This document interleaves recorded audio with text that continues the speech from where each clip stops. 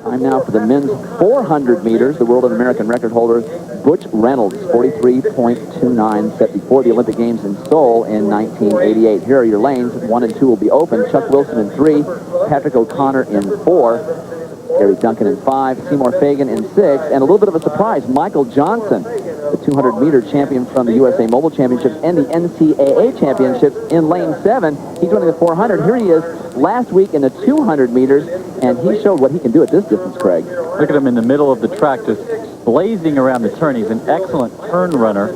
We'll see him in the 4x100 meter relay running that. And when he got to the straightaway, he just showed his tremendous power down the home stretch. Danny Everett closed a little bit to get second place, but Michael Johnson says he can set the world record in the 200 meters. And a lot of experts think that the 400 meter distance may ultimately be the distance where he is most effective.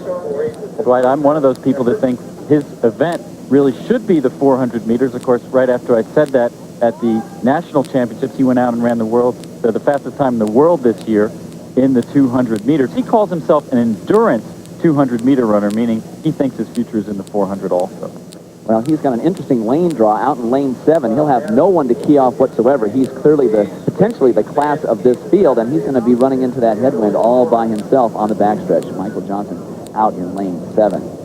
He ran such a great relay leg at the NCAA's. 43.5 is what people had him in, and he runs best when he goes out quickly, and he looks like he's out fast, Blake. He certainly does. Out in lane 7, it's Michael Johnson. Inside him is Seymour Fagan, Gary Duncan in 5, O'Connor in 4, Chuck Wilson in 3. But right now, it's all Michael Johnson. I think the rest of this field's got to be a little intimidated by his potential. I asked the coach of the Florida Clippers, Wilbur Ross, what he thought the potential of Michael Johnson was with 400 meters. He said he'll set the world record this year. Looks like he's trying to set it today. Michael Johnson all by himself, way out in lane 7. He's got 10 to 15 meters on the rest of the field as his knees start to tie up. Lactic acid coming in as he eases up at the finish line.